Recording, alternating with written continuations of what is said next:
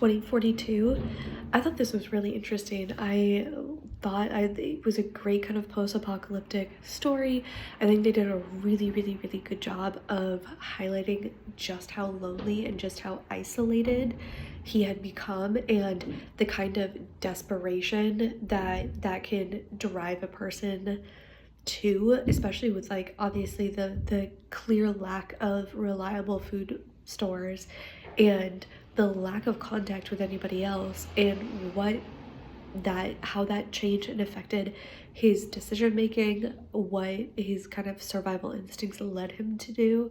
I also thought that it was really interesting that, given just kind of one side of what could be like fresh meat or something to hunt, is like some kind of, prey, that he was willing to sacrifice other food that he could have potentially eaten. Not that it was good or looked, appetizing, but when you have no other option, just for the prospect or the possibility of having a kind of a larger payoff down the line. And then I loved the twist at the very end. I thought it was really great, really well done, but also that it showed you this kind of like hunter to hunted, and how quickly something can change, especially when you're in such desperate, dire situations, how quickly you can go from hunting or surviving or scavenging into you're suddenly the one that's being hunted or scavenged. But I thought it was well done.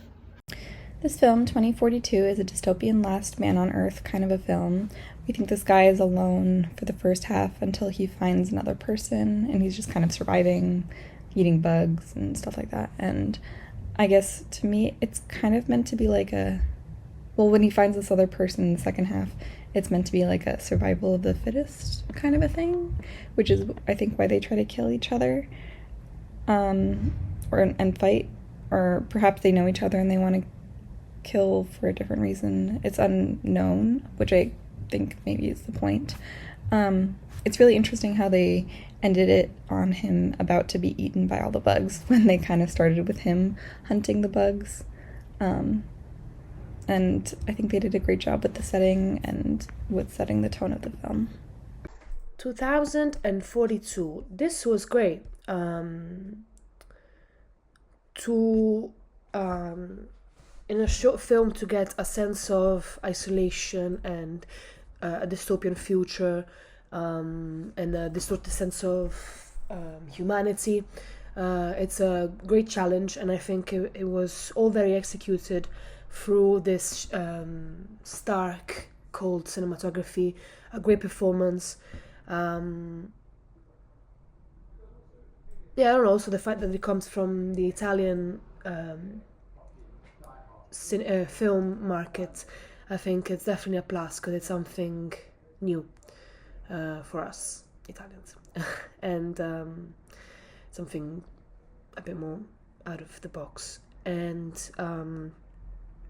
it's also interesting the fact that you guys had to develop an idea of what humans are in this dystopian future and how they interact. And so it was interesting to see that the first thing that they would do, even though they are alone, when they meet, is fight and try to kill each other.